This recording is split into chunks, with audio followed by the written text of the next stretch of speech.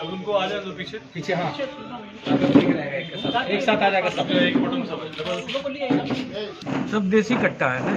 नहीं, दो पिस्टल, दो पिस्टल भी है, दो पिस्टल और 7 कट्टा है। नहीं 7 नहीं 5।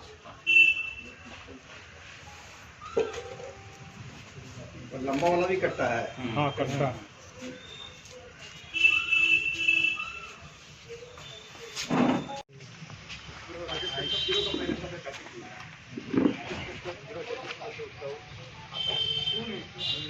खबर थी ना पहले वहीं रख दो तो भाई 2 मिनट।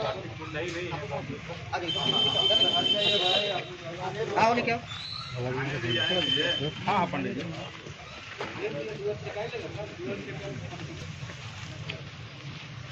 खाली है। ठीक है, हाँ ठीक है सर।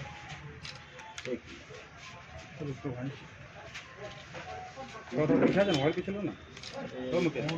ये क्या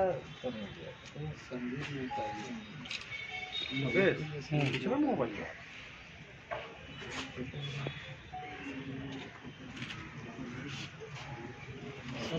चलो ठीक।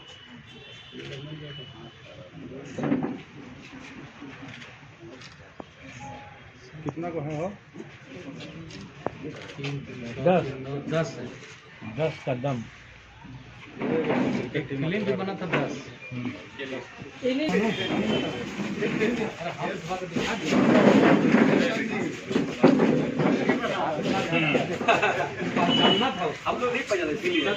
कुछ समय से कुख्यात अपराधकर्मी मनोज सरकार, उसके साथ अन्य अपराधकर्मी जैसे अधीर प्रधान, डोमिनिक सैमसंग इत्यादि के बारे में सूचना लगातार मिल रही थी।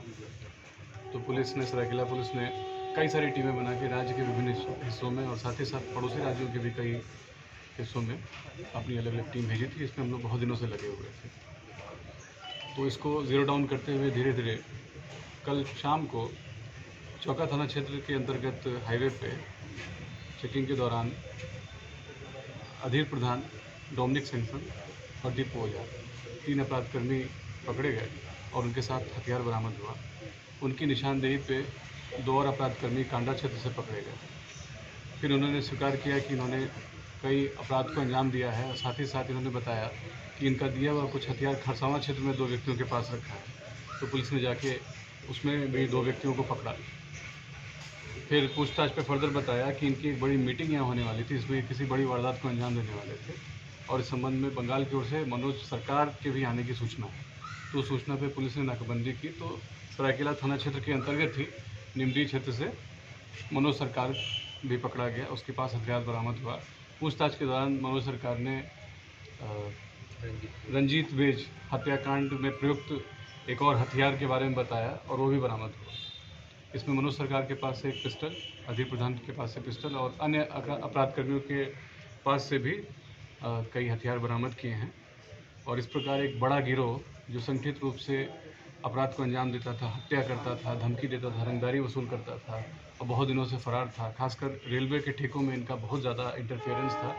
एक बड़े आतंक के चैप्टर का एक खात्मा हुआ है और ये बड़ी संख्या में लगभग 10 लोग आज पकड़े गए हैं और कुछ और हमको सूचना मिल रही है हम लोगों को। आगे इस पर हम लोग और भी कार्रवाई करेंगे। रंजीत बेंच के में क्या स्वीकार किया?